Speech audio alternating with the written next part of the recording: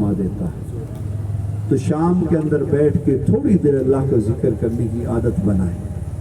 اپنے گھروں کے اندر بیٹھ جائیں، صرف 4-5 منٹ کے لیے بیٹھ جائیں، یہ زیادہ اوراد و وظائف نہیں پڑھ سکتے تو لا الہ الا اللہ کا ذکر، الا اللہ کا ذکر، اسم ذات اللہ کا ذکر، اللہ کا ذکر، یہ 4 کلمات کو 4 منٹ کے لیے بیٹھ کے اپنے گھر والوں کے ساتھ بیٹھ کے اللہ کے ذکر کر لیں اور پھر دعا کر لیں، تو گویا آپ نے ذکر کی محفل کر لیں،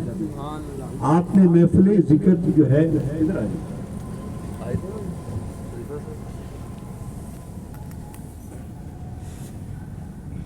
تو یہ دوستو اس دور کے اندر ہمارے اوپر بڑا کرم ہے، اور جس طرح آج آپ نے بیٹھ کے اللہ کا ذکر کیا ہے نا، یہ مخلوق جا رہی ہے، دیکھ رہی ہے، آپ کی آواز جو ہے وہ دائیں بائیں پہنچی ہے، تو حدیث مبارکہ ہے، یہ جو ذکر بالجہر کا ایک فائدہ یہ بھی ہے کہ ایک تو پتہ نہیں کس غافل کان کے اوپر اللہ کا ذکر کی صدا پہنچ جائے، اس کا دل اس طرف متوجہ ہو جائے۔ آج کتنے کانوں تک آپ نے رب کی صدا کو پہنچایا ہے، آپ گن بھی نہیں سکتے، جتنے لوگ گزرے ہیں ان کے کانوں تک اللہ کے نام کی صدا تو پہنچی ہے نا، نہ چاہتے وہ بھی پہنچی ہے، اور وہ اللہ نے آپ کے ذریعے ان کے کانوں تک پہنچائی ہے۔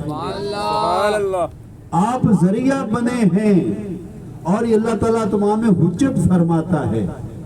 اور قیامت والے دن اللہ تعالیٰ ان لوگوں سے پوچھے گا، کہے گا کہ تم فلاں دن روڈ سے گزرے تھے،